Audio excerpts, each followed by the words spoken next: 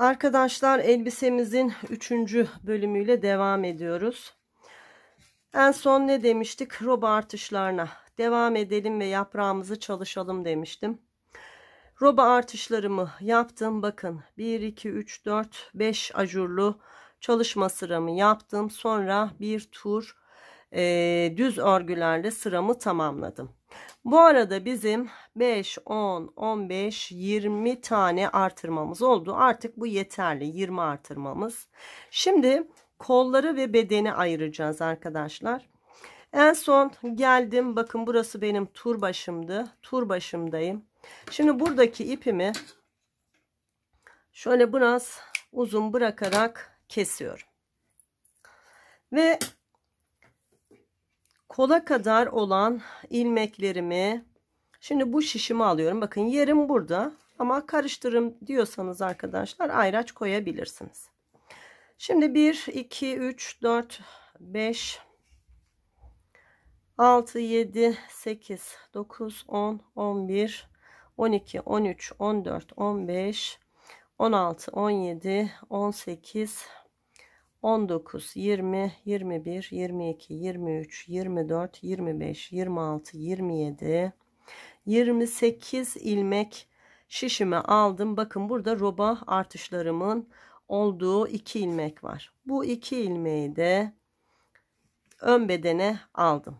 Kolumda şimdi sayalım, şuradaki roba artışının olduğu yere kadar burası. Sayalım kaç ilmeğimiz var? 2, 4, 6, 8, 10, 12, 14, 16, 18, 20, 22, 24, 26, 28, 30, 32, 34, 36, 38, 40, 42, 44, 46, 48, 50, 52, tam 53 ilmeğimizi kol olarak örmeye devam edeceğiz.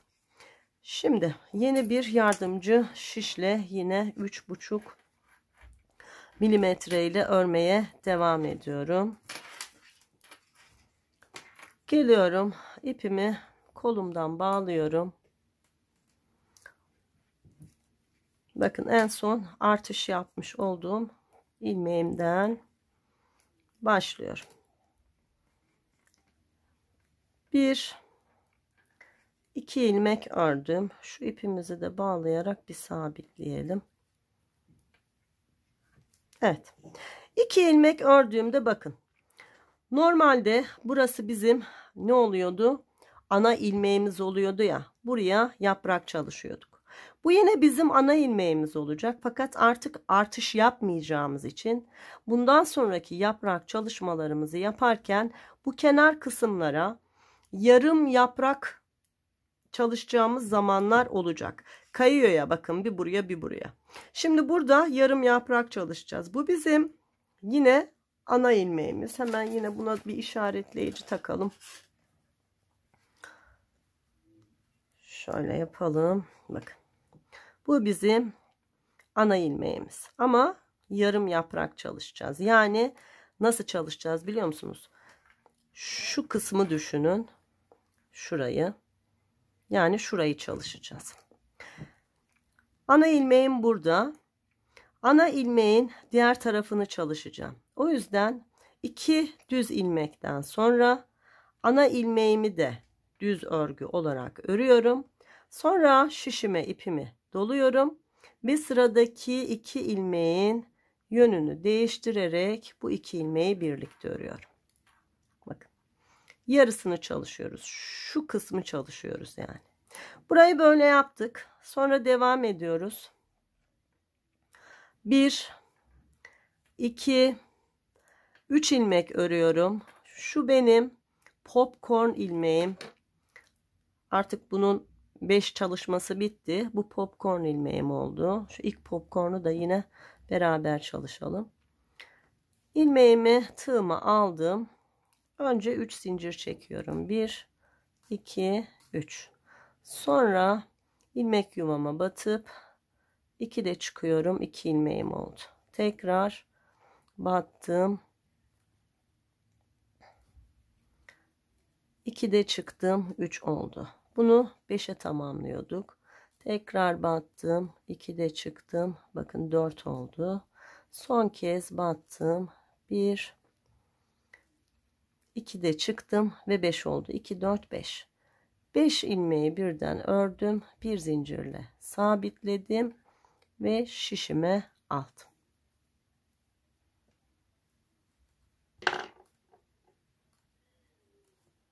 Evet. Şimdi devam ediyoruz. Değişen hiçbir şey yok. Yine aynı yaprakları çalışıyoruz bakın. Ardından 1 2 3 ilmek örüyorum. Bakın ana ilmeğim burası oldu artık. Öncesindeki 2 ilmeği kestim, bir doladım, ana ilmeği ördüm, tekrar bir doladım. Sonra sıradaki 2 ilmeğin yönünü değiştirdim ve birlikte ördüm. Yeni yaprağımı çalıştım. Ardından 1 2 3 ilmek ördüm. Yine bakın popcorn ilmeğim. Popcornumu çalışıp geliyorum. Evet, popcornumu çalıştım. İlmeğimi şişe aldım. Devam ediyorum. 1 2 3 ilmek ördüm. Bakın yeni ana ilmeğim burada. Öncesindeki 2 ilmeği soldan sağa doğru birlikte ördüm. Ana ilmeğimden önce bir doladım. Ana ilmeği ördüm. Tekrar doladım. Sıradaki 2 ilmeğin yönünü değiştirdim ve kestim. Yeni yaprak çalışmamız. Sonra 1 2 3 düz ilmek ördüm. Sıradaki ilmeğim yine popcorn ilmeğim. Çalışıp geliyorum. Evet, popcornumu çalıştım. Yine devam ediyoruz. Bakın 1 2 3 düz ilmek ördüm. Bakın yeni ana ilmeğim burada. Öncesindeki 2 ilmeği soldan sağa doğru birlikte ördüm. Bir doladım. Ana ilmeği ördüm. Tekrar bir doladım. Sıradaki 2 ilmeğin yönünü değiştirerek kestim. Tekrar devam ediyoruz. 1 2 3 ilmek ördüm. Sıradaki ilmeğim popcorn ilmeğim. Yine çalışıp geliyorum. Evet, popcornumu çalıştım. İlmeğimi şişimi aldım. Yine 1 2 3 ilmek ördüm. Bakın buradaki yarım yaprağı çalışacağız. Ana ilmeğim burada. Ana ilmekten önceki 2 ilmeği birlikte ördüm. Şişime ipimi doladım. Ana ilmeğimi ördüm. Devamı yok çünkü yarım çalışacağız. Sonra 1 2 düz ilmek ördüm. Bakın roba ayrım ilmeklerim burada. Bunları örmüyorum. Şimdi şu var olan diğer ilmeklerimi ayrı bir şişe almış oldum. Kolumu farklı şişle öreceğim arkadaşlar. Evet. Bakın böyle. Şimdi örgümüzün arka tarafındayız. Arka tarafında ne yapıyorduk zaten? Var olan ilmeklerin tamamını ters örgü olarak örüyorduk. Hiçbir şey değişmiyor. Zor olan her şeyi bitirdik. Roba bitti, iş bitti arkadaşlar. Bundan sonra sadece istediğimiz kol uzunluğuna ulaşana kadar kolumuzu öreceğiz.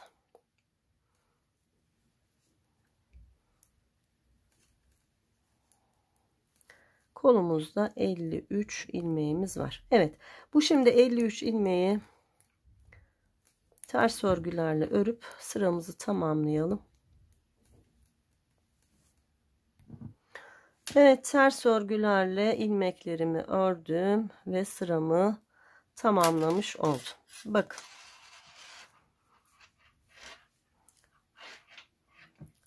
Yarım yaprağımız da burada. Gördünüz mü? Şimdi devam edelim. Şu yarım yaprağı bir kez göstereceğim size. Ondan sonra zaten hep aynı şeylerin tekrarı olacak. İlk ilmeği boşaldım. İkinci ilmeği ve ana ilmeği düz olarak ördüm. 3 ilmek örmüş oldum. Şişime ipimi doladım. Bir ilmek düz ördüm. Ardından sıradaki 2 ilmeğin yönünü değiştirdim ve yarım yaprağımı tamamladım. Sonra 1 2 3, 4, 5 ilmek düz ördüm. Bakın ikinci yaprak çalışmam. Sıradaki 2 ilmeği soldan sağa doğru birlikte ördüm. Sonra bir ilmek ördüğümde bakın ana ilmeği. Bir doladım, ana ilmeği ördüm, bir doladım, bir ilmek ördüm. Bakın yaprağım bitiyor. Sıradaki 2 ilmeğin yönünü değiştirerek ikisini birlikte ördüm. Sonra 1, 2, 3, 4, 5 ilmek düz ördüm ve yeni yaprak çalışma. Ana ilmek burada. Öncesinde 3 ilmek var. 2 ilmeği soldan sağa doğru ördüm. Bir ilmek düz ördükten sonra bir doladım. Ana ilmeği ördüm. Tekrar doladım. Bir ilmek ördüm ve sıradaki 2 ilmeğin yönünü değiştirerek yine yaprağımı tamamladım. Yine arada 5 düzüm var. 1, 2, 3, 4 ve 5. Yaprak çalışmama geldim. 2 ilmeği birlikte ördüm. Bir düz ördüm. Ana ilmeği gördüm. Bir doladım. Ana ilmeği ördüm. Bir doladım. Bir düz ördükten sonra sıradaki 2 ilmeğin yönünü değiştirdim ve ikisini birlikte ördüm. Tekrar arada 5 düz ilmeğim var. 1, 2, 3, 4, 5 düz ilmeğimi ördüm. Yaprak çalışmam başlıyor. Sıradaki 2 ilmeği soldan sağa doğru birlikte ördüm. Bir düz ilmeğimi ördükten sonra bir doladım. Ana ilmeğim ve yanındaki 2 ilmeği örerek sıramı tamamlamış oldum. Evet arkadaşlar, arka sırada var olan ilmeklerimizin tamamını ters örgü olarak örelim ve sıramızı tamamlayalım. Evet, ters örgülerle beraber ilmeklerimi ördüm. Yine örgümün düz tarafındayım. Hemen başlayalım. Bakın ne kadar da belirgin oldu. Şimdi yine aynı şeyi yapıyoruz. İlk ilmeği boşaldım. Ardından 2 ilmek daha ördüm. Bu 3. ilmeğim ana ilmek. Ana ilmekten sonra bir doladım. 1, 2 ilmek düz ördüm. Sonra sıradaki 2 ilmeğin yönünü değiştirdim ve birlikte ördüm. Araya 1, 2, 3 ilmek ördüm. Bakın yeni yaprak çalışmam. Sıradaki 2 ilmeği birlikte ördüm. Sonra 1, 2 düz ilmek ördüğümde ana ilmeği gördüm. Bir doladım. Ana ilmeği ördüm. Tekrar doladım. 1, 2 ilmek düzden sonra yaprağımı kapatıyorum. Sıradaki 2 ilmeği yönlerini değiştirerek birlikte ördüm. Aynı şeylerin tekrarı, uzatmayalım. Arkadaşlar gelelim şu yarım kısımda yine sırayı beraber tamamlayalım. Evet, bakın arada 3 ilmeği ördüm yaprak çalışmamdan sonra. Şimdi yarım yaprak çalışmamın olduğu yerdeyim. Sıradaki 2 ilmeği soldan sağa doğru birlikte ördüm. Ardından 1, 2 düz ilmek ördüm. Ana ilmeğim burada. Bir doladım. Sonra ana ilmeğim ve yanındaki 2 ilmeği örerek sıramı tamamladım. Geriye dönelim. Arka sırada var olan ilmeklerin tamamını ters örgü olarak örüp sıramızı tamamlayalım arkadaşlar.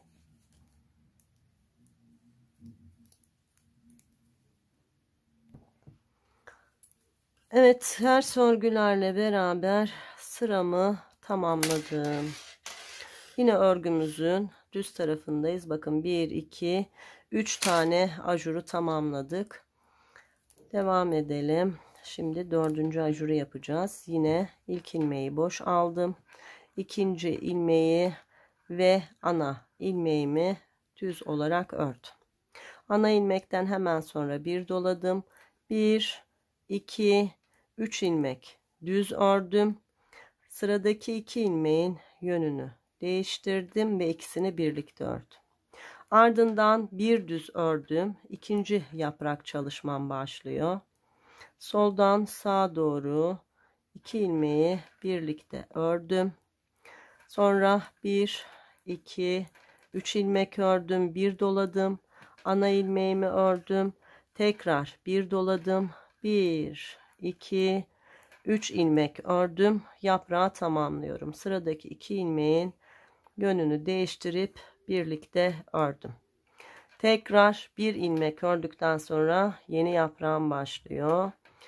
Soldan sağa doğru 2 ilmeği birlikte ördüm. Sonra 1 2 3 ilmek, ana ilmeği gördüm, bir dola, ana ilmeği ör, bir dola, 1 2 3 düzden sonra yaprağı tamamlıyoruz. Neyse hızlı hızlı öreyim arkadaşlar, burayı atlayacaktım ama sonra bir düzden sonra yine yeni yaprak çalışmam var. Sıradaki 2 ilmeği soldan sağa doğru birlikte örerek kestim. Sonra 1 2 3 düz ilmek ördüm. Ana ilmek burada, bir dola, ana ilmeği ör, bir dola, 1 2 3 ilmek düz ördükten sonra yaprak çalışmam bitiyor. Sıradaki 2 ilmeğin yönünü değiştirdim ve birlikte ördüm. Tekrar bir düzden sonra yarım yaprak çalışmam var. Sıradaki 2 ilmeği soldan sağa doğru ördüm. Ardından 1 2 3 ilmek ördüm. Bakın ana ilmek burada. Bir doladım. Ana ilmeği ve yanındaki 2 ilmeği örerek sıramı tamamladım. Yine örgümüzün arka tarafında var olan ilmeklerin tamamını ters örgü olarak örüp sıramızı tamamlayalım. Ters örgülerle beraber sıramı tamamladım. Şimdi 5. ajur çalışmasını yapacağız. Yani yaprağımızın son artırma sırasını öreceğiz. Hemen başlayalım. Bakın yarım yaprağımız burada. Gördünüz mü? Yaprağın yarısı. Şurası zaten dikişe girecek arkadaşlar. Çok da güzel görünecek. Evet, şimdi 1 2 ana ilmeğimle beraber 3 ilmek ördüm. Bir doladım. Ardından 1 2 3 4 düz ilmek ördüm. Bakın yine 3 ilmeğim kaldı. 2 yaprak bitimi. Ne yapıyorduk bu 2 yaprak bitiminde? Sıradaki 2 ilmeği şöyle ikinci ilmekten girip yönünü çevirip şişimize takıyorduk. Sonra diğer 3. ilmeği de alarak üçünü birlikte örüp tek bir ilmeğe indiriyorduk. Tekrar 1 2 3 4 ilmek düz ördüm. Ana ilmeği gördüm, bir doladım. Ana ilmeği ördüm, bir doladım. 1 2 3 4 ilmek ördüm.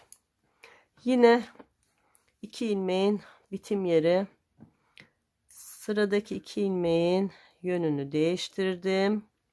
Sonra 3. ilmeği de ilave ederek üçünü birlikte ördüm. Tek bir ilmeğe düştük. Yine bu sırayı beraber örelim. 1 2 3 4 ilmek ördüm. Ana ilmek burada. Bir dola, ana ilmeği ör, bir dola. 1 2 3 4 ilmek düz ördüm. Yine 2 yaprağın bitimi. İlmeklerin yönünü değiştirdim. 3. ilmeği de alarak 3 ilmeği birlikte ördüm. Sonra 1 2 3 4 düz ilmeği ördüm. Ana ilmek burada. Bir dola, bir ör, bir dola. 1 2 3 4 düz ilmek ördüğümde bakın 2 yaprak, biri yarım, biri bütün yaprak. Bunları tamamlayacağız. Yine 2 ilmeğin yönünü değiştirdim. 3. ilmeği de şişime aldım ve üçünü birlikte ördüm. Sonra 1 2 3 4 ilmek ördüm. Ana ilmek burada. Bir doladım. Ana ilmek ve sıradaki 2 ilmeği örerek sıramı tamamladım. Evet, arka sırada ters örgülerle örüp sıramızı tamamlayalım. Evet, ters örgülerle beraber ilmeklerimi ördüm ve sıramı tamamladım. Bakın arkadaşlar. Kolumuz. Şöyle bir bakalım kol genişliğimize. 53 ilmekten oluşan oldukça düzgün bir kol çalışması oldu. Evet, şimdi ne yapıyoruz? Şimdi tekrar yaprak çalışmasına başlayacağız. Bakın, yarım yapraklarımız bitti, gördünüz mü? Yarım yapraklarımız bitti. Şimdi tam yapraklara geçeceğiz. Bakın, ana yapraklarımız bu 1, bu 2, bu 3, bu 4. 4 tane ana yaprak öreceğiz. Yine aynı şu şekilde. Ona da başlayalım. Sonra arkadaşlar hep bir yaprak kurulumunda, işte böyle ana yapraklı bir yaprak kurulumunda da yarım yapraklı olarak kolumuzu öreceğiz, istediğimiz uzunluğa ulaşana kadar. Şimdi başlayalım. İlk ilmeği boşaldım. Sonra 2, 3, 4, 5, 6 ilmek düz ördüm. Bakın 2, 4, 6 ilmek. Ana ilmeğim bu. Öncesindeki 2 ilmeği soldan sağa doğru birlikte ördüm. Şişime ipimi doladım. Ana ilmeğimi ördüm. Tekrar şişime ipimi doladım. Sıradaki 2 ilmeğin yönünü değiştirerek birlikte ördüm. İlk kurulumu yaptık. Şimdi 1, 2, 3 ilmek ördüm. Bakın popcorn ilmeğime geldim. Bunu da yine beraber yapalım bir kez daha. İlmeği tığıma aldım. Sonra 1, 2, 3 zincir çektim. Tığıma ipimi doladım. Yuvaya battım. 1, 2 de çıktım. Tekrar battım aynı yuvaya. 1, 2 de çıktım. Tekrar aynı yuvaya battım. 1, 2 de çıktım. Ve tekrar aynı yuvaya battım. 1, 2 de çıktım. Bakın 2, 4, 5 ilmeğim oldu. 5'ini birlikte ördüm. Bir zincirle sabitledim. Ve ilmeği şişime aldım. Devam ediyoruz. 1, 2, 3 ilmek ördüm. Bakın yeni ana ilmeğim burası. Öncesindeki 2 ilmeği soldan sağa doğru birlikte ördüm. Bir doladım. Ana ilmeği ördüm. Bir doladım. Yandaki 2 ilmeği birlikte ördüm. İkinci yaprak kurulumunu yaptık. Yine 1, 2, 3 ilmek ördüm. Popcorn çalışmamdayım. Çalışıp geliyorum. Popcorn çalışmamı yaptım ve ilmeğimi şişime aldım. Devam ediyoruz. 1, 2, 3 ilmek örüyorum. Bakın yeni ana ilmeğim burada. Öncesindeki 2 ilmeği ördüm. Şişime ipimi doladım. Ana ilmeği ördüm. Şişime ipimi doladım. Sıradaki 2 ilmeği birlikte ördüm. Yaprak kurulumunu burada da yaptık. Tekrar 1, 2, 3 düz ilmek ördüğümde yine popcorn ilmeğim var. Popcornumu çalışıp geliyorum. Evet, popcorn ilmeğimi çalıştım. Tekrar 1, 2, 3 ilmek ördüm. Bakın son yaprak çalışmam, ana ilmeğim. Öncesindeki 2 ilmeği soldan sağa doğru birlikte ördüm. Bir doladım. Ana ilmeği ördüm. Tekrar doladım. Ve sıradaki 2 ilmeği yönlerini değiştirerek birlikte kestim. 1, 2, 3. Buraya popcorn yapmıyorum arkadaşlar. Diktikten sonra yapabilirim. Çünkü 2 uç birleşecek ya. 4, 5, 6 ilmekle beraber sıramı tamamladım. Yeni kurulumu bitirdik arkadaşlar. Örgümüzün arka tarafında yine var olan ilmeklerimizi örerek sıramızı tamamlayalım. Evet arkadaşlar, 53 ilmeğimi örgümün arka kısmında ters örgülerle ördüm ve tamamladım. Şimdi şöyle açalım, kolu bir görün. Bakın. İşte kolumuz. Ne yaptık? Bakın yarım yaprağımız burada. Diğer yarım yaprağımız da burada. Şimdi bütün yapraklara başladık. Bu sırada bütün yapraklarımızı öreceğiz. Şu aynı aşağıdaki sıra gibi arkadaşlar. Değişen bir şey yok. Sonra yarım yapraklı çalışacağız. Bir bütün bir yarım, bir bütün bir yarım olacak şekilde yapraklarımızı çalışacağız. İstediğimiz kol uzunluğuna ulaşana kadar. Bakın şu anda robadan sonra hemen ölçeyim. Kaç santim ördük? Tam 6 santim uzunluğunda bir örgü ördük. Yani ortalama şöyle diyebiliriz. Bir yaprak boyu, hatta şöyle yaparsak bir yaprak boyunun ölçüsünü size söyleyebilirim. Bakın başlangıçtan şu diğer başlangıca kadar bir yaprak. Şöyle tuttuğumda bir yaprağımızın boyu arkadaşlar 7 santim. Hatta şunu da ben ölçü olarak size vermedim. Onu da vereyim. Şimdi robamızı ördük. Kolları ayırdık ya. Kaç santim uzunluğunda roba ördük. Onları da ben size söylemedim. Onu da söyleyeyim hemen. Şu yakadaki haroşalı kısımdan sonra roba artışlarına başladık ya. Bakın tam 15 santim uzunluğunda bir roba çalışmışız. Böyle roba hizasından tuttuğumuzda arka ense kısmındaki yine haroşa kısmından hiza aldığımda da 13 santim uzunluğunda bir roba ördükten sonra kolları ayırdık. 20 artırma yaptık. Yine ölçü vereyim. Aklımdayken bütün ölçüleri vereyim arkadaşlar.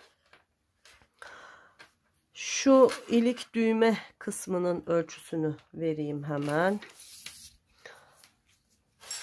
Bakın. Haroşa başlangıcından şuradaki yaka kısmına kadar ölçtüğümde 13,5 santim uzunluğunda arkadaşlar bir örgü örmüşüz. Hatta hafif böyle esnetirsek şu tırtıllı kısımlarla 14 oluyor. Robamın enini vermek istersem nasıl vereceğim? Hemen onu da bakayım. İlmeklerim şişimden çıkmadan. Çok net olmasa da bile ortalama bir ölçü vereyim size.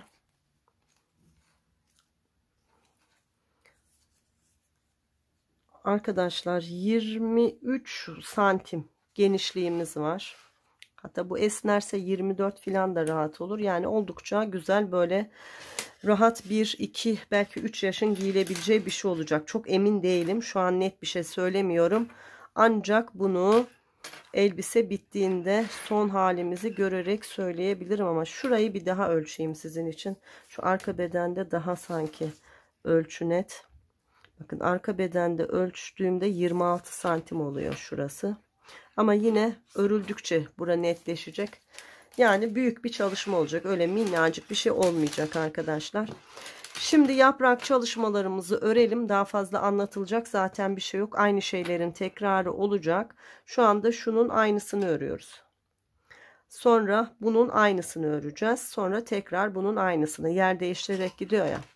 Bu şekilde ilmek sayımız değişmeden kolumuzu örelim. Sonra kol kısmındaki yine şu yakaya benzer bir kol lastiği ile kol bantı ile beraber kolumuzu tamamlayalım. Arkadaşlar kolumu ördüm. Kaç santim uzunluğunda ördüm hemen söyleyeyim. Şimdi kol altından itibaren şöyle düzgünce tuttuğumda tam 18 santim, şöyle bakın, 18 santim uzunluğunda bir kol örmüş oldum. Kol altından sonra bakın 1, 2, 3. yaprak çalışmamı tamamladım. Şimdi bu ajur sırasının ve yeni kurulumun olduğu yerdeyim. Yeni kurulum yapmayacağım. Çünkü artık bu benim için yeterli bir kol uzunluğu arkadaşlar. Şimdi bu sırayı nasıl tamamlayacağız? Hemen onu göstereyim. Sadece ajur çalışma, popcorn çalışmalarımızı yapacağız. Bakın 3 ilmek ördüm. 1, 2, 3, 4, 5. Artık buradan bir şey yapmıyorum. Geliyorum. Düz örgülerle beraber. Bakın normalde yeniden yaprak kursam burası ana ilmeğimdi. Dümdüz örüyorum. Geliyorum. Bakın burada popcorn ilmeğim var. Buna popcorn çalışıp geliyorum. Evet, popcorn ilmeğimi çalıştım. Şimdi devam ediyorum. Hep düz örgülerle ilmeklerimi örüyorum arkadaşlar. Yine 53 ilmeğim var. Sadece bu sırada popcorn çalışmalarımı yapıyorum. Bak. Geldim. Şu yine popcorn ilmeğim. Bir tane de burada var. Popcornumu çalışıp yine geliyorum. Evet, popcornumu çalıştım. İlmeğimi, şişimi aldım.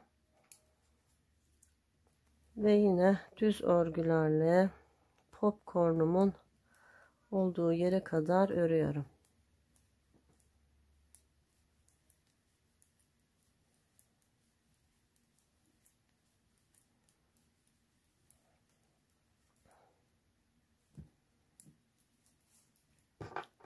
Son popcorn çalışmam. Bunu da çalışıp geleyim.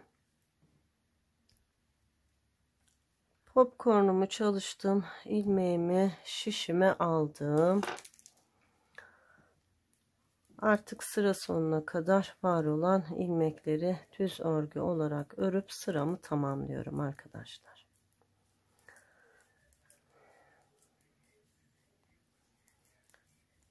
Evet, tamamladım. Şimdi 53 ilmeğimiz var. 53 ilmeğimle beraber örgümün arka tarafında ters örgülerle örgümü örüp tamamlayacağım. Sonra bilek kısmını çalışacağız. Tıpkı yakada yaptığımız çalışmanın aynısını bilekte uygulayacağız. İlmek sayımız 53. Eksiltme yapacağız. Şöyle bileğe göre ayarlayacağız. Muhtemelen 32 ya da 34 ilmek yapacağım. Şimdi bir kontrol edeceğim. Kaç ilmek yeterli olur diye.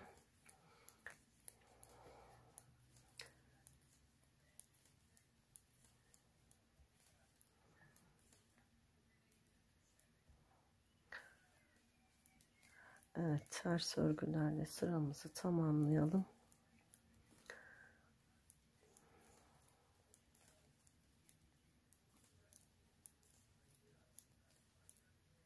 Hala ilk yumağı örüyorum arkadaşlar. Bakın ipim burada. Çok bereketli bir ip. Örgüde, modelde çok ip harcamadı. Ben 3 yumak almıştım ama belki de 3 yumağı kullanmayacağım. İlk kez ördüğüm için riske atmak istemedim. Böyle büyük bir çalışma gibi gözüme geldi. O yüzden 3 yumak aldım garanti olsun diye. Evet, şimdi 53 ilmeğimizle sıramızı tamamladık. Şimdi bilek kısmımızı başka örgülerde de nasıl yapabilirsiniz hemen tarif edeyim. Ben nasıl şimdi ölçü alacağım. Şöyle bakıyorum arkadaşlar. Burası oldukça güzel bir bilek genişliği. Sayalım. 2, 4, 6, 8, 10, 12, 14, 16, 18, 20, 22, 24, 26, 28, 30, 32, 34. 34 ilmek var burada. Yani ben zaten demiştim 32 ya da 34. Evet, şimdi ilmeklerimizi azaltacağız. 53 ilmeğimiz var. 34 ilmeğe indirirsek ne yapacağız? 19 ilmek mi eksilteceğiz? 34. Evet, başlayalım arkadaşlar. Bir eksik bir fazla fark etmez. Ortalama o civarda olacak şekilde keseceğiz. Şimdi ilk ilmeği düz aldım. Boş aldım. Sıradaki 2 ilmeği birlikte ört. Bir ilmek kestim. Bir ilmek ördüm. Sıradaki 2 ilmeği birlikte örerek kestim. 2. Bir ördüm. Bir ör bir kes yapacağım. Sıradaki 2 ilmeği birlikte ördüm. 3. Bu şekilde bir örüp bir keserek devam edeyim. Arkadaşlar bir ör bir kesle beraber 16 kez kestim. Şimdi bir örüyorum. İkisini birlikte kestiğimde 17. Şu sıra sonundaki 2 ilmeği birlikte de kesersem 18 ilmek kesmiş oldum. Bakalım ne kaldı? 2, 4, 6, 8, 10, 12, 14, 16, 18, 20, 22, 24, 26, 28, 30, 32, 34, 35 ilmek kaldı. 35 ilmek bize fazla. Ne yapalım biz? 2 ilmek daha, 2 ya da 3 ilmek daha keselim. Örgümüzün arka tarafı. Bakın arka taraftan ters örgülerle geliyorum. Şuradan hemen bir tane kestim. 34 ilmek kaldı.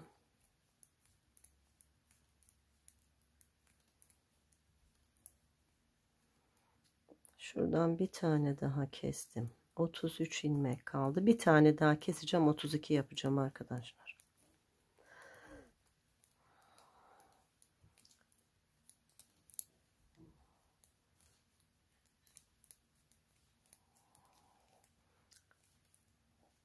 Tam sıra sonuna yaklaşınca bir tane daha kestim ki şu diğer tarafla simetri olsun.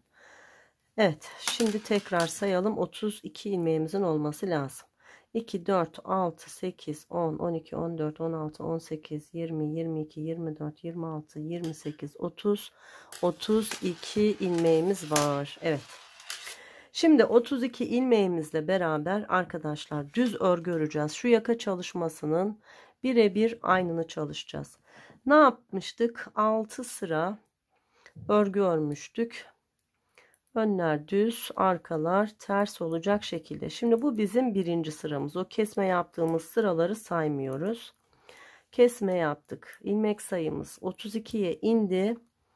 Şimdi 6 sıra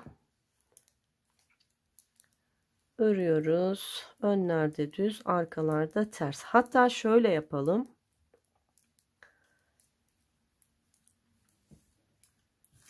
Altı sıra ördükten sonra arkadaşlar bir örüp bir dolayıp 2 ilmeği birlikte keserek şu çalışmayı uygulayalım. Çünkü bunun aynısı olacak. Anlatmama gerek yok. Ardından arka sırada var olan ilmekleri ördükten sonra yine 3 sıra önde, 3 sıra arkada.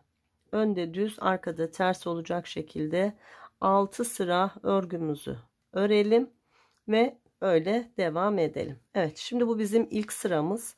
6 sırayı tamamlayacağım. Sonra tırtılır çalışmamı yapacağım. Sonra 6 sırada devamı için, kıvırma kısmı için öreceğim. Sonra beraber devam edelim. Hadi bakalım. Evet arkadaşlar, 6 sıra bu tırtırlı kesme çalışmamdan sonra yine örgümü ördüm. Bakın.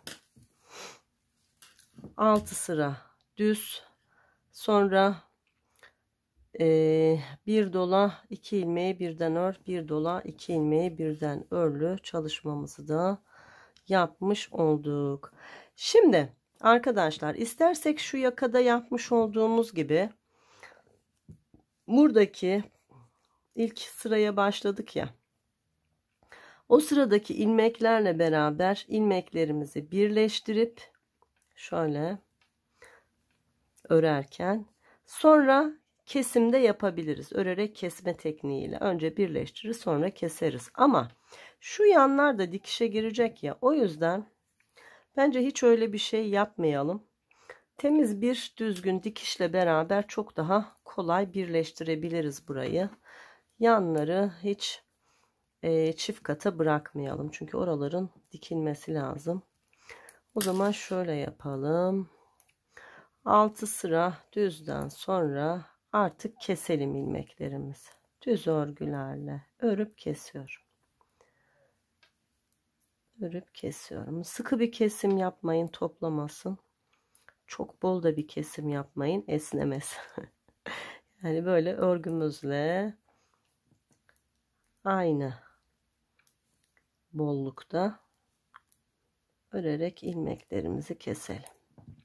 Evet, böylece ilk kol çalışmamızı da tamamlamış oluyoruz arkadaşlar. Çalışmanın aynısını ikinci kolda da uygulayacağız. Şimdi onun başlangıcını da yine göstereceğim size. Sonra ikinci kolu da aynı birinci kol gibi örüp bitireceğiz. Sonrasında da ön ve arka bedeni birleştirerek artık elbisemizin bu alt kısmını örmeye başlayacağız.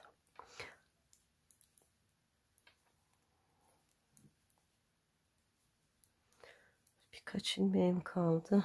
Bakın, esnek bir kesim yaptım.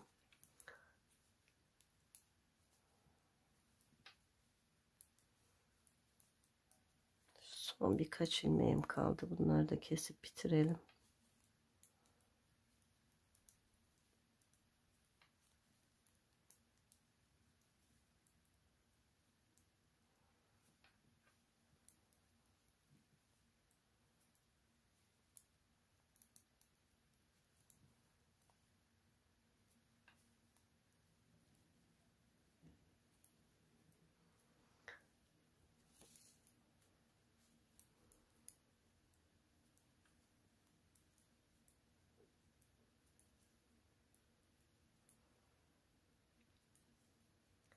Evet, son bir ilmeğim kaldı.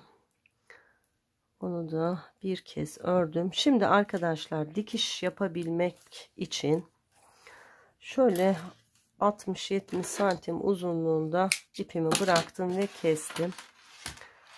İlk kolum bitmiş oldu. Bakın.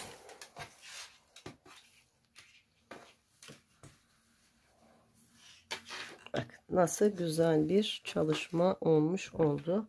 Şimdi bu kolu da önce kolu dikeceğiz şöyle.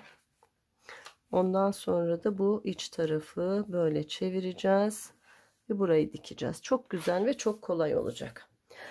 Şimdi arkadaşlar, şuradaki kol ilmeklerine kadar şu arka bedendeki ilmekleri şişime alıyorum.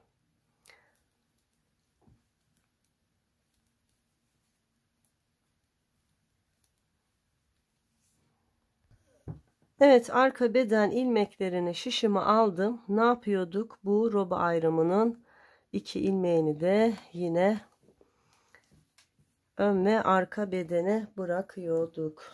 Şimdi başlıyoruz. Kolda 53 ilmeğimiz vardı. Bakın, burası ilk ana ilmeğim. Ne demiştik? Yarım yaprakla beraber burayı başlamıştık. Hemen başlayalım. İlk sırayı göstereceğim. Sonra aynı şekilde örmeye devam edeceksiniz. İpimi buradan bağladım. İlk kol ilmeğimden bağladım.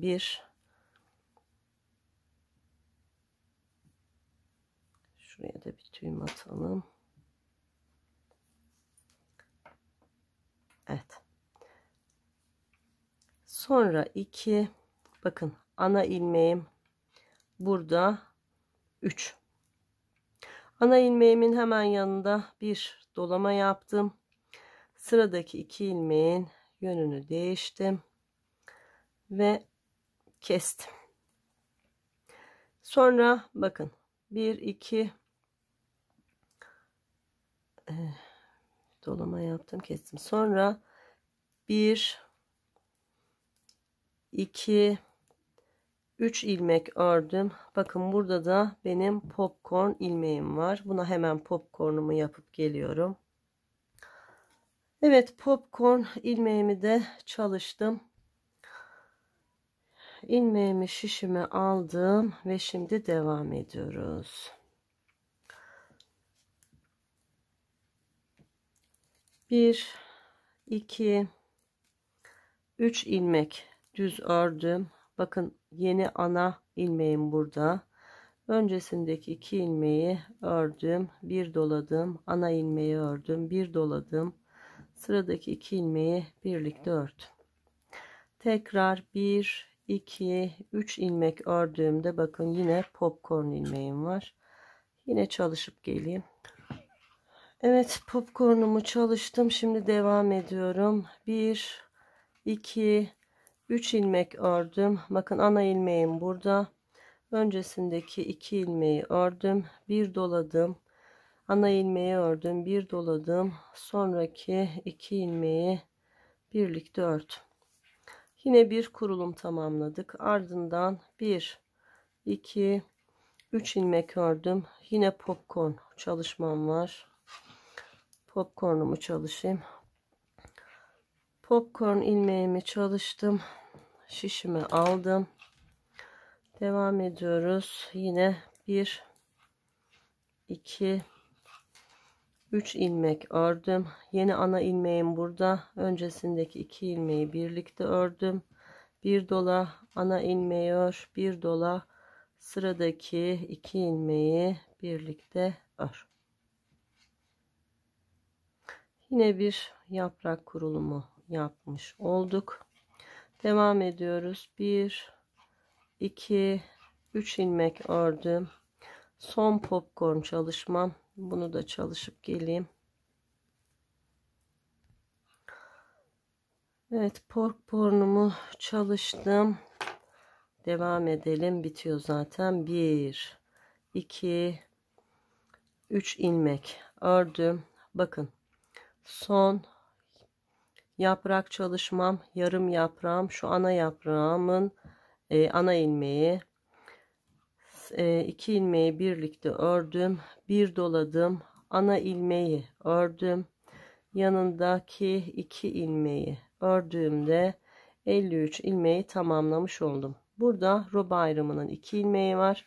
Bunlar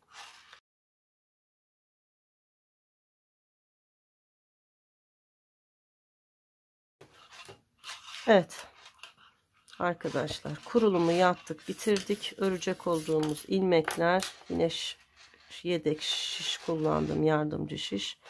Örecek olduğumuz ilmekler bunlar. Yine birinci kolun aynısını örelim, bitirelim. Sonra alt bedenle örmeye devam edelim. Evet arkadaşlar, diğer kolumu da ördüm ve bitirdim. Şimdi kolumun bir tanesini bakın diktim ve hazırladım. İkinci kolu da sizlerle birlikte dikeceğiz. Kolumuzu dikebilmek için ipimizi uzunca bırakmıştık. Onu iğnemize takalım.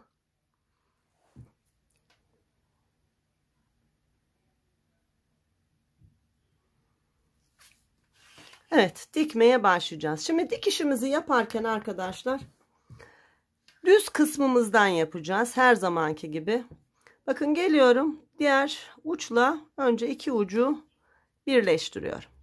Birleştirdikten sonra şu görmüş olduğunuz örgü aralıklarından bir taraftan bir diğer taraftan karşılıklı hiza alarak kolumu birleştiriyorum. Bakın hep aynı ilmeği takip ediyorum, sanki hiç dikiş yokmuş, birlikte örülmüş gibi bir görüntü elde etmiş oluyoruz. Tam kol altına kadar bakın bu şekilde karşılıklı hiza alarak ilmeklerimizi birleştirelim.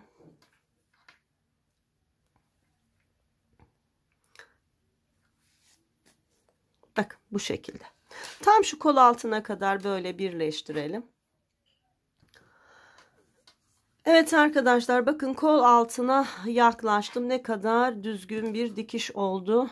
Şimdi beraber tamamlayalım. Hep aynı ilmekleri hiza alarak kol altına kadar çıkıyorum.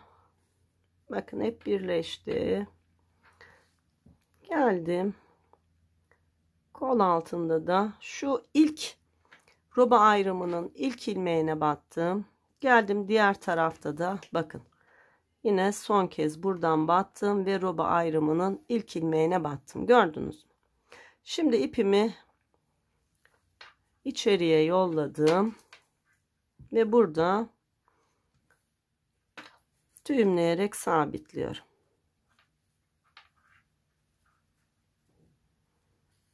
Evet, bakın ne kadar düzgün oldu kol altımızda. Şimdi bu dikiş ipimi şöyle dikiş yapmış olduğum kısımdan birkaç kez yürütüyorum ve fazla ipimi keserek temizliyorum. Bakın burada kol altında bir ipim daha var. Bunu da tığımla aynı şekilde yürüterek temizliyorum. Bu da kola başlangıç ipimdi. Evet, onu da temizledik. Bakın şimdi kol altımız böyle oldu. Görüyor musunuz? Şimdi ben diğer kol altında popcorn çalıştım. Bakın. Şöyle daha hoş görünsün, bütünlük kaybolmasın diye popcorn çalıştım. İsterseniz hiç çalışmadan kolu böyle bırakabilirsiniz. Ama çalışmak isteyen arkadaşlar varsa nasıl yaptığımı hemen göstereyim. Şimdi başlayalım. Yine tığımızı popcorn çalışması yapacağız. Değişen hiçbir şey yok. Bakın yaprak çalışmamız burada. Burada popcornumuz. Tam şu 5 tane ajur çalışmasından sonra popcorn yapıyorduk ya. Bakın tam dikiş yaptığım yere bu popcorn hizasına yani 5. Ajur çalışmasından sonra bakın şöyle araya girdim. Bir ilmek çıkarttım. Geldim. Bir zincirle sabitledim. Sonra bir iki zincir daha çektim. 3 zincir oldu. Geliyorum bakın buradan çıkarmış olduğum yuvaya batıyorum. 1 2 de çıktım. Tekrar aynı yuvaya battım. 1 2 de çıktım. Tekrar aynı yuvaya battım. 1 2 de çıktım. Ve tekrar aynı yuvaya battım. 1 2 de çıktım. 5 tane ipim oldu. Hepsini birlikte ördüm. Bir zincirle sabitledim ve ipimi biraz uzun bırakarak kestim. Şimdi ipleri içeri alacağız arkadaşlar. Geliyorum örgümün iç tarafından. Bakın önce başlangıç ipimi içeriye aldım. Sonra bitiş ipimi hemen bir ilmek yukarısından bakın. Şöyle girdim. Bunu da içeriye aldım. Bakın. Gördünüz mü? Şimdi bu iki ipi düğümledim. Sonra tığımın yardımıyla şu kol dikişimin olduğu ilmeklerin arasından birkaç kez yürüterek gizleyeceğim ve fazlasını kesip atacağım.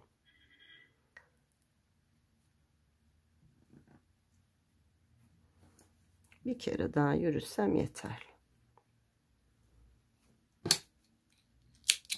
Şimdi bakalım. Bakın. Tam burada bir popcornumuz oldu. Aynı çalışmayı şurada bakın zaten belli.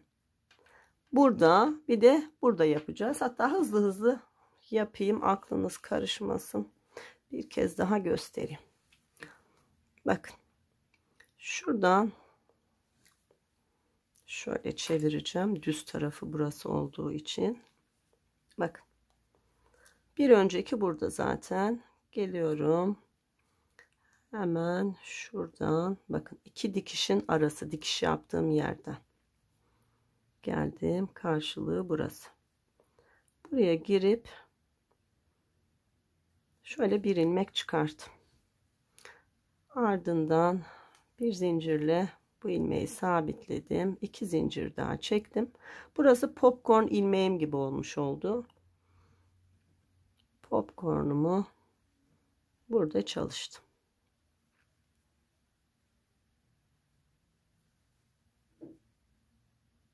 5 tane oldu. Hepsini birlikte ördüm. Bir zincirle sabitledim. Düğüm yapacak kadar uzun bıraktım. Ardından ipleri içeri alıyoruz. Onları da son kez göstereyim. Bakın tam buradan başlangıç ipimi aldım. Şimdi de diğerini alacağım. Hatta şöyle de yapabilirim. Yandan girip hemen bir ilmek yukarısından şöyle alabilirim. Evet, alt. Sonra ikisini birlikte düğümlüyorum.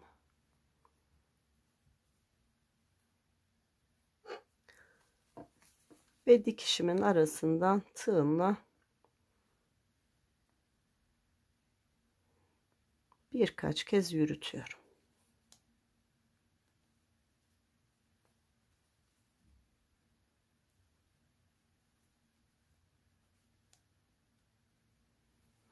Sonra da fazlasını kesip temizliyorum.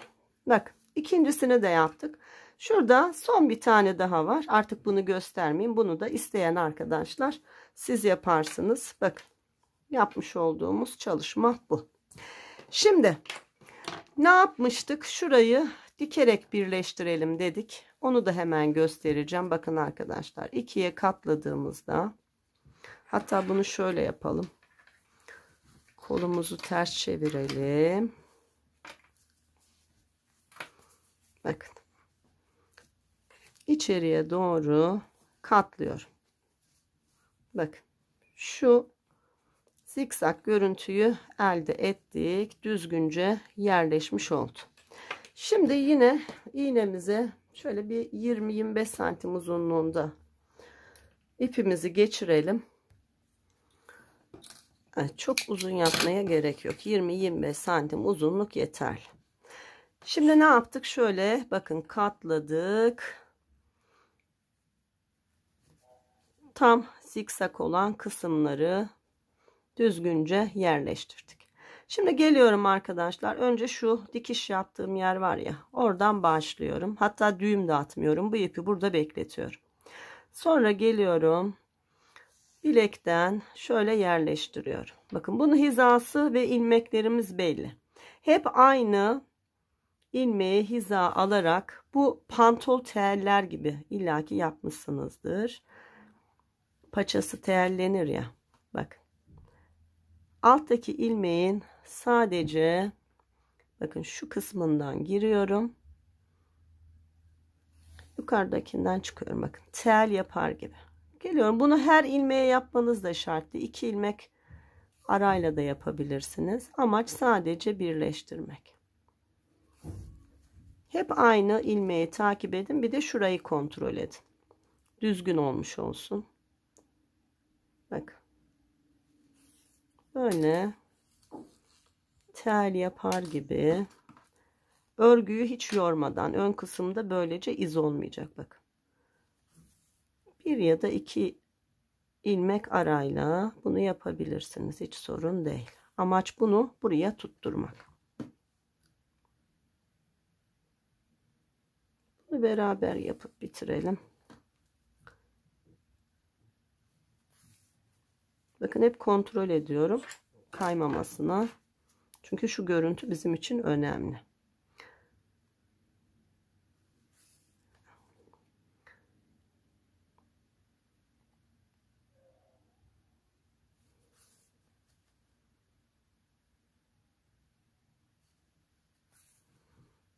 Bakın, başlangıç yerime tekrar geldim. Son kez burada tutturdum. Şimdi başlangıç ipimle bitiş ipimi düğümleyeyim. Başlangıç ipimi şöyle örgünün tek katından düz tarafına çıkmayacak şekilde yürüttüm ve fazlasını keserek temizledim. Şu başlangıcı da zaten düğümlemiştik. Tığımızın yardımıyla yine örgümüzün içerisinden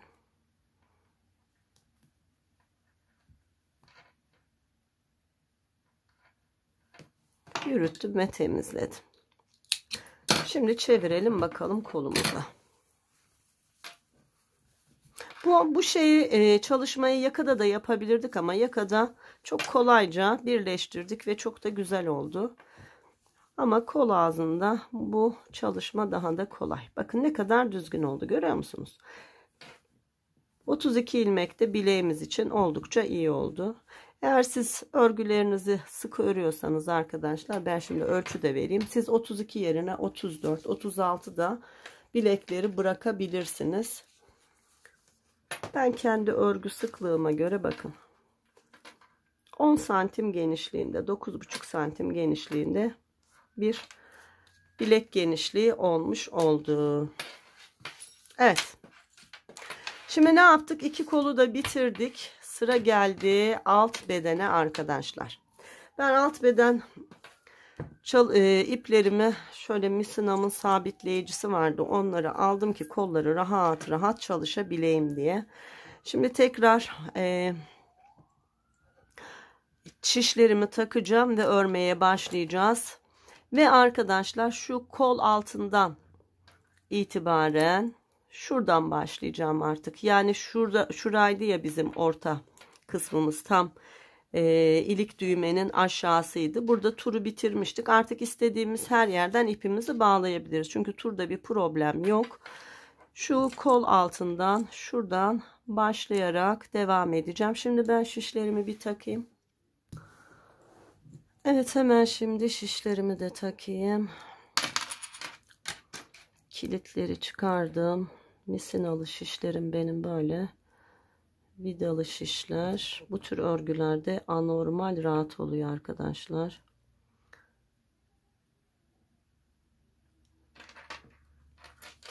Evet, kilitledim. Bu tamam. Aynısını buna yapacağım şimdi.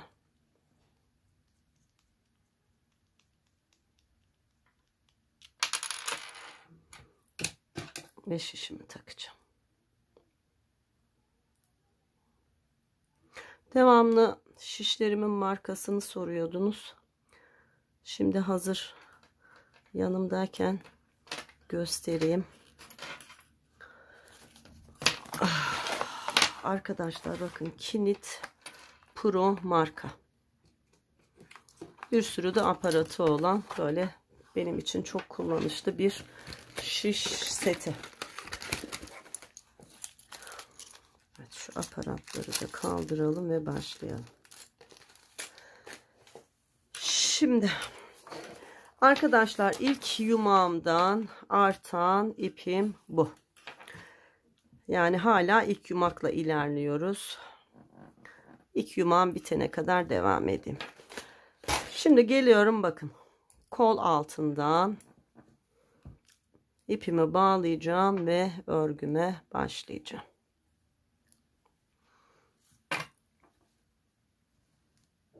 Şimdi şeyleri, kol altlarını birleştirelim. Evet, başladım. Şöyle düğümleyerek de sabitledim. Şimdi öncelikle şurada turu tamamladığımızda bırakmış olduğumuz bir ipimiz vardı. Onu da şimdi sabitleyeceğim. Onu da göstereceğim size. Sonra devam edeceğiz.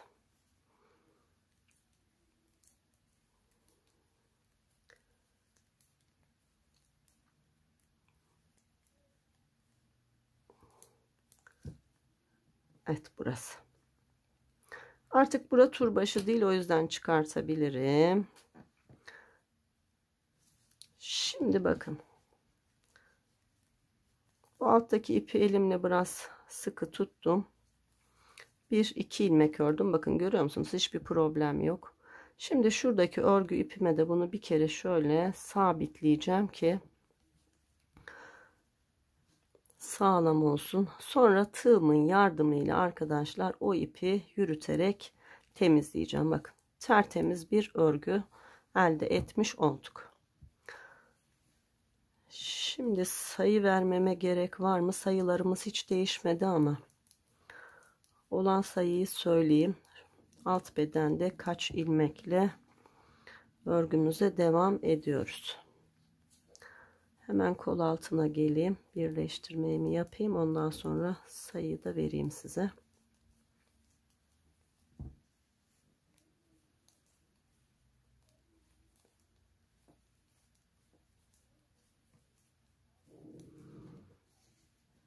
Evet, arka bedenin ilmeklerini ördüm, bitti. Bakın dikiş yaptığımız yere kadar geldik. Şimdi hemen söyleyeceğim kaç ilmek olduğunu.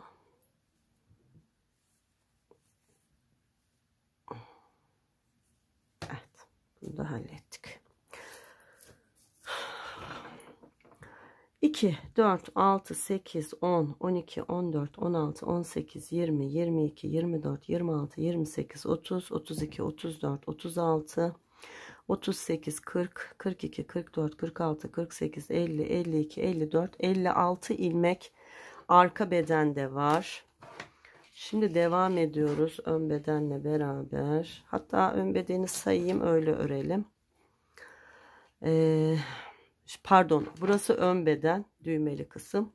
Şimdi arka bedeni sayıyorum. 2, 4, 6, 8, 10, 12, 14, 16, 18, 20, 22, 24, 26, 28, 30, 32, 34, 36, 38, 40, 42, 44, 46, 48, 50, 52, 54, 56. Hem önde hem arkada 56 ilmeğimiz var. 55, 55, 110, 112 ilmeğimiz toplamda var. Birazdan bu sayı artacak. Şimdi kol altında ne yapıyoruz arkadaşlar? Hiçbir şey yapmıyoruz. Bakın geliyorum. Kol altlarını birleştirdik. Hatta şöyle yapalım kol altlarını arkadaşlar. Şöyle yapalım. Birleştirme yapalım burada. Nasıl yapalım biliyor musunuz? En son kol altında roba ayrımının ikinci ilmeği var. Bakın burada da ikinci ilmeği var. Şu iki ilmeği birlikte böyle soldan sağa doğru birlikte örelim. Bak böyle yapalım, daha güzel. O zaman ne olacak? 55, 55, 110 ilmeğimiz olacak. Burada birleştirdik, bir ilmek eksiltti. Şimdi devam edelim. Yine diğer kol altına kadar örelim. Son bir ilmek kalana kadar. Orada da aynı şeyi yapalım. Bakın ne kadar güzel oldu kol altımız. Gördünüz mü?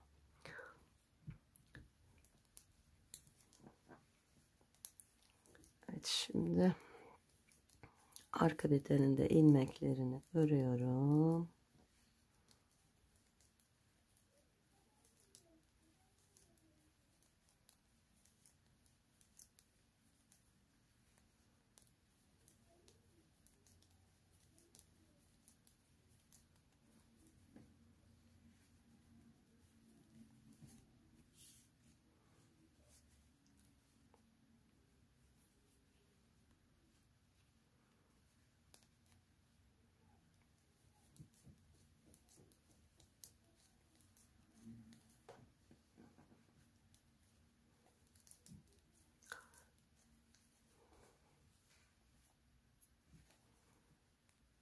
Evet, kol altına yaklaştım.